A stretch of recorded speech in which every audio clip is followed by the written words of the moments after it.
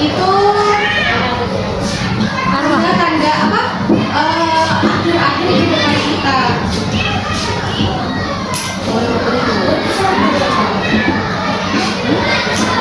Alamak dirinya. Saat-saat terakhir kehidupan kita itu diambil oleh Allah Subhanahu wa Ta'ala ya. Terus ada yang pernah dengar tidak kalau saat penaut itu sakit? Sakit sekali. Ya.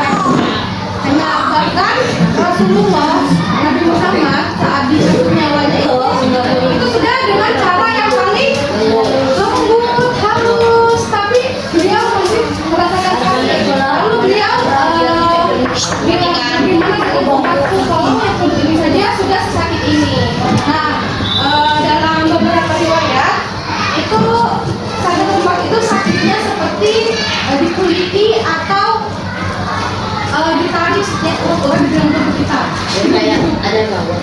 Iya, kan kita kayak saraf gitu, saraf kan banyak kayak kawat-kawat itu kan, ditarik secara.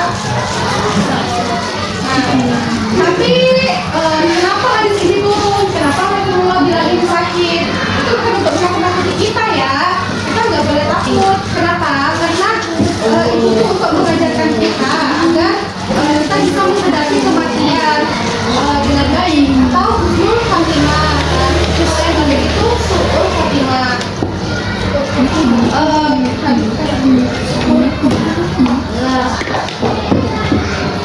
Sikap yang harus kita miliki. Misal di sini ada yang pernah melihat orang yang sakit hati mau tidak? Belum. Nah, kalau ibu dulu ya, ibu itu pernah waktu di rumah sakit, kakak ibu itu sakit. Nah, setelah itu ibu itu dari rumah kan. Sebenarnya pada hari kemarinnya itu ibu ke sana, tetapi pas malam ibu pulang dulu. Nah, pas pagi-paginya itu ibu di telepon, ibu di telepon itu ibu masih SD ya, masih kelas 4. Nah, itu ibu masih ingat sekali. Pas ibu sampai di depan pintu, itu kakek ibu tuh melihat ibu ini, terus itu meninggal. Nah, itu kan pasti kita menangis sedih ya kan. Gak apa-apa, sedih itu wajar sekali kalau apalagi orang-orang tersayang, keluarga, teman.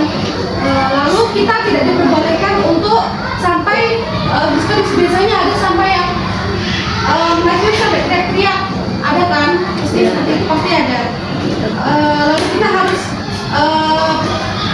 sadar bahwa semua manusia, tidak hanya manusia, baik itu barang ataupun nyawa, semuanya itu bakal kembali kepada Allah. Nah,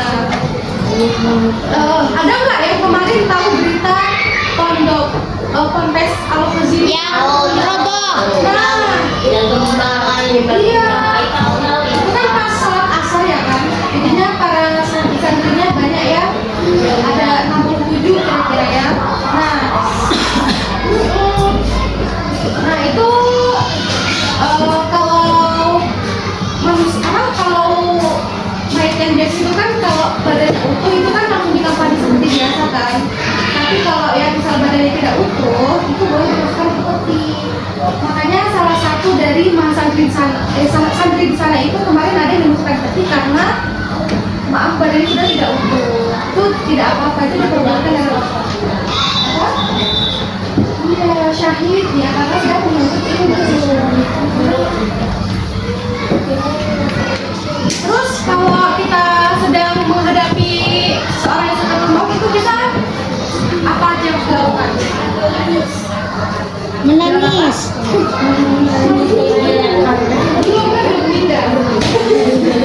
Nah, biasanya kalau kita biasanya kan bisa terbaring nih kan yang sakit, itu kita bilang la ilaha illallah atau Allah gitu. Kenapa? Terus ini yang kerennya ada ibu juga beberapa udah gak lama sih tahu, tapi ini kayak ibu tuh kayak mes banget, keren sekali. Allah itu misalkan la ilaha illallah itu kan tidak memberatkan yang sakit maut. Kenapa? Karena antara bibir ini tidak kental M. Nah, kalau la ilaha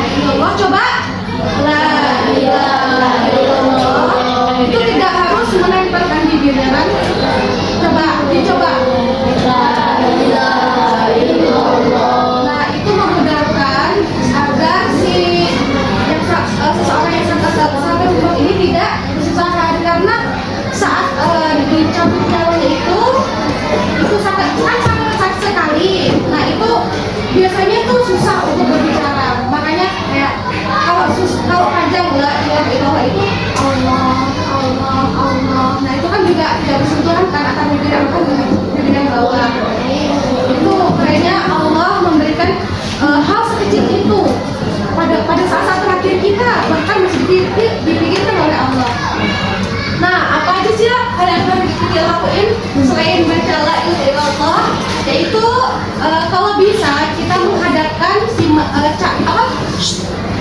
menghadapkan seseorang yang sangat mati menghadap ke kiblat. Tapi kalau tidak memungkinkan tidak apa-apa ya. Setelah itu kita bacakan, biasanya dibacakan surah. Biasanya itu membacakan Yasin, ya kan? Nah, itu kita bisa membacakan Al-Fatihah, Yasin.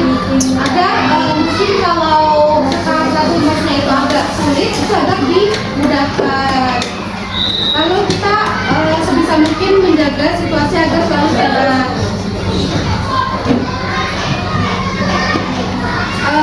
Selain yang dibolehkan, ada juga yang tidak diperbolehkan. Yang seperti ibu bilang tadi, kita tidak diperbolehkan menangis terlalu keras.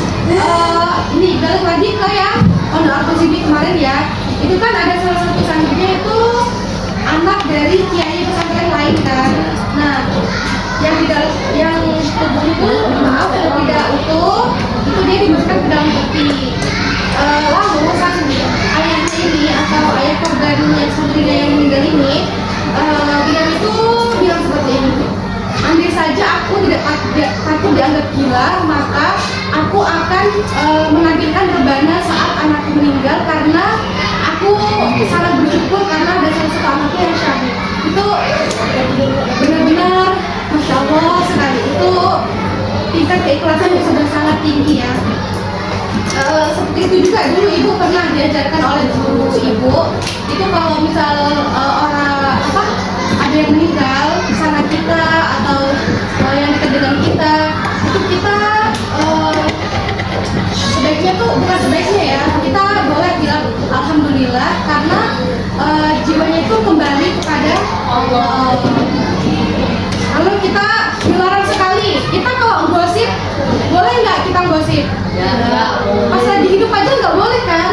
Apalagi kita menyebarkan aib, menggosipkan seseorang yang sudah meninggal. Itu sangat dilarang ya. Nah, ini ada doa yang diajarkan saat sakaratul maut ya. Boleh ikutin ibu? Ikut duluan ya. Allahumma kawin alaihi sakaratul maut. Nah, artinya itu ya Allah, mudahkanlah baginya saat menghadapi sakaratul maut. Nah, seperti itu. Selanjutnya setelah misal kita sudah membacakan tadi sudah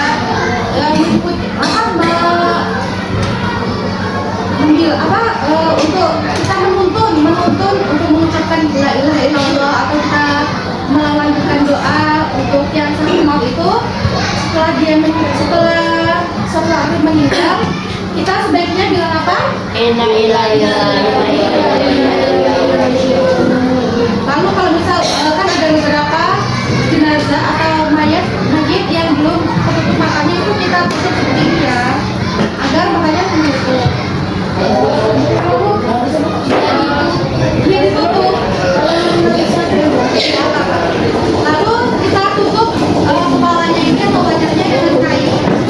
Biasanya kalau yang mendominan ya itu di agar ini tidak menghambat. Karena kan saraf-sarafnya kan sudah terkunci, jadinya bisa saja turun gitu. Jadi ditali.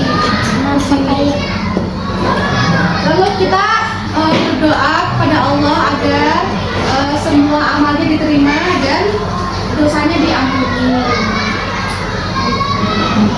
Nah, apa sih yang bisa kita ambil dari orang yang sakaratul maut? Apa aja? Kematian adalah dosa yang lebih berbeda. Ya, kita bisa belajar bahwa kematian itu salah satu perjalanan kita untuk menuju surga. Amin ya.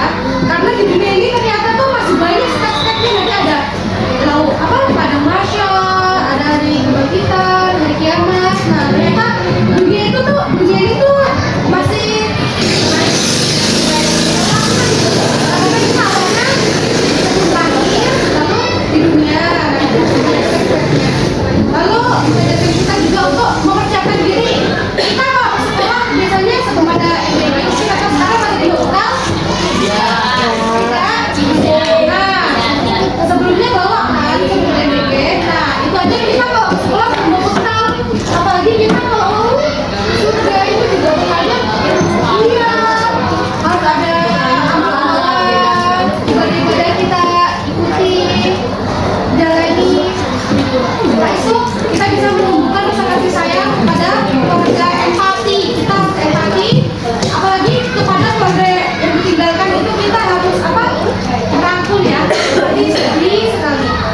Nah, selanjutnya itu mengingatkan kita tadi bahwa semua manusia ataupun ada di dunia ini, kecil apapun itu akan kembali